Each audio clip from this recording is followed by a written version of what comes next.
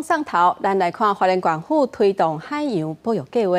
利用已经埋爱的军舰或者是设施，放伫咧盐寮等等的海域，增加鱼仔甲虾仔的栖地。经过几啊年的观察，这鱼仔虾仔数量是有增加，不过海洋粪扫并无减少。目前敢会当靠会晓创水味的志工来斗清理。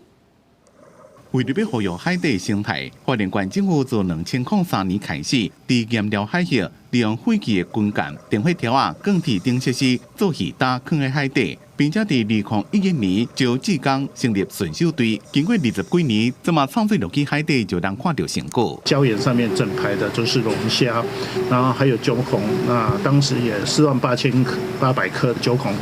苗在底下，所以说这个九孔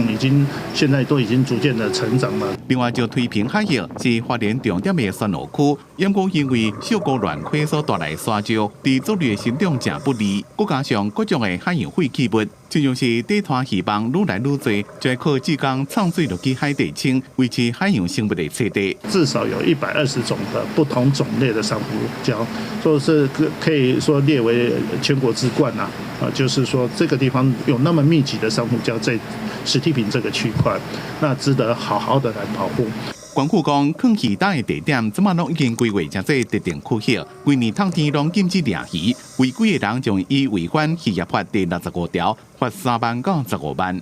保育区那我们距离500公尺内都是禁止这个刺网渔业的一个作业。我们民众如果有发现的话，有非法渔业的行为的话，我们请拨打118。县府也提醒游客来生态区耍的时阵，要把家己的粪扫炸走，才袂互粪扫流入去海洋，破坏好不容易才活跃的海底生态。记者综合报道。